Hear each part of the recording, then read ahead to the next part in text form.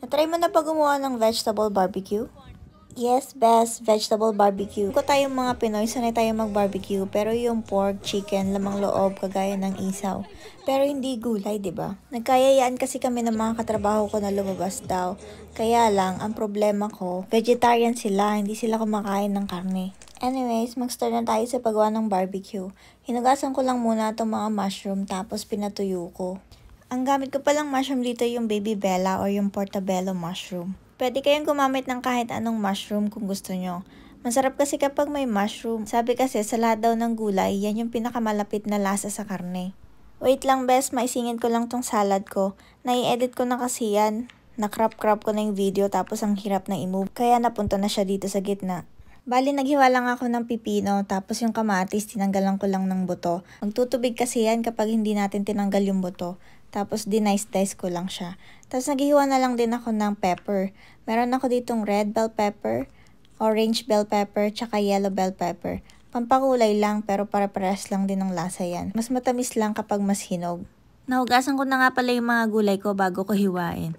Kaya ngayon, i-spin natin siya para matanggal yung mga tubig. Ayaw naman kasi natin ng salad na matubig.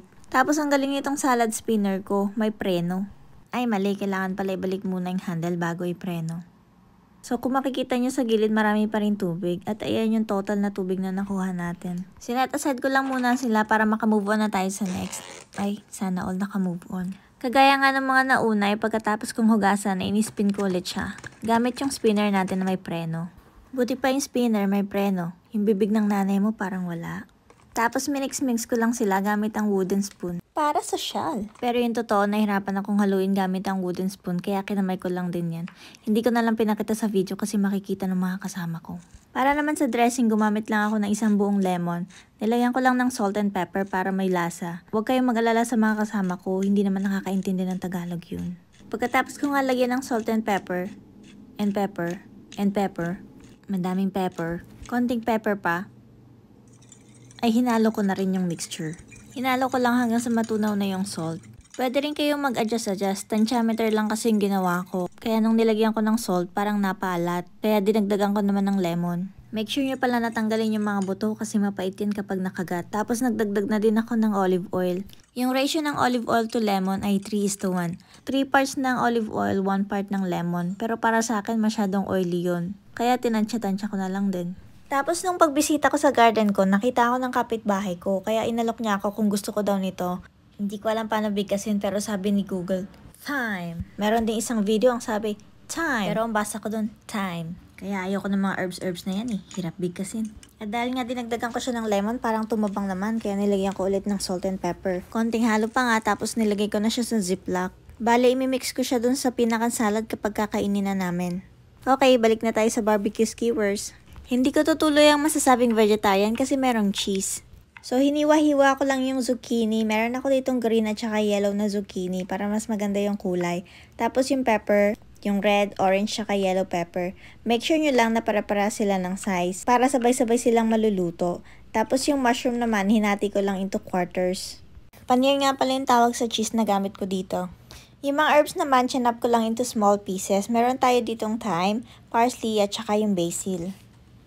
Hindi ko na pala naipakita pero meron akong chinap na dahon ng sibuyas. Binix ko lang siya sa mga gulay natin and then naghiwa na din ako ng sibuyas. Tinanggal ko lang yung bandang gitna kasi kailangan ko yung mas malalaking hiwa.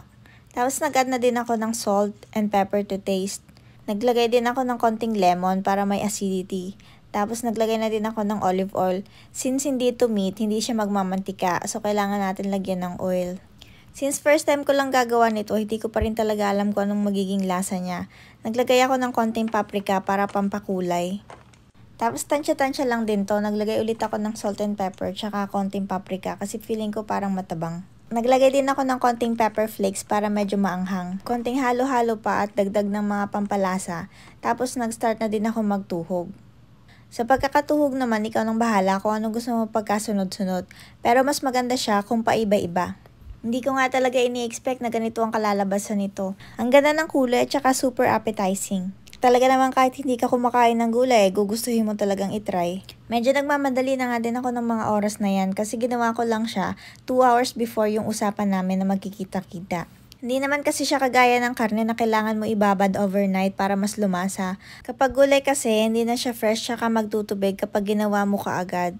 Actually, hindi ko naman talaga kailangan gumawa nito. Nag-alala lang talaga ako baka hindi ko magustuhan yung mga dadalhin nilang pagkain since puro gulay nga yung kinakain nila.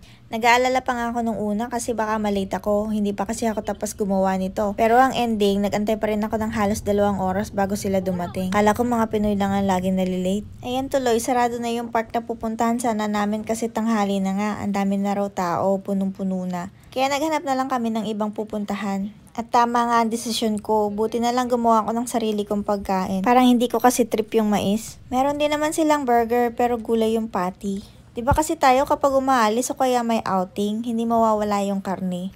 O kaya kahit hotdog man lang. Sila kasi purong gulay lang talaga. Kakalungkot. Gutom na gutom pa naman ako. Tapos kailangan pa naming magluto bago makakain. Bale, ito pala yung itsura sa pinuntahan namin. Ang lakas masyado ng hangin tapos ilog siya. At sobrang lakas nga ng hangin namamatay yung apoy nitong ihawan namin. Kaya kailangan ko siyang bantayan at i-check palagi. At nung tingin ko luto na nga yung mga gulay, kinuha ko na para makakain na rin kami. Hindi ko tuloy alam kung masarap yung ginawa ko. Gutom na gutom lang talaga ako ng mga oras na yan. Buti na lang may backup ako, nagdala din ako ng chicken barbecue. Hindi ko na nga lang na video. Siya, hanggang dito na lang muna. Salamat sa panonood. Please like and share.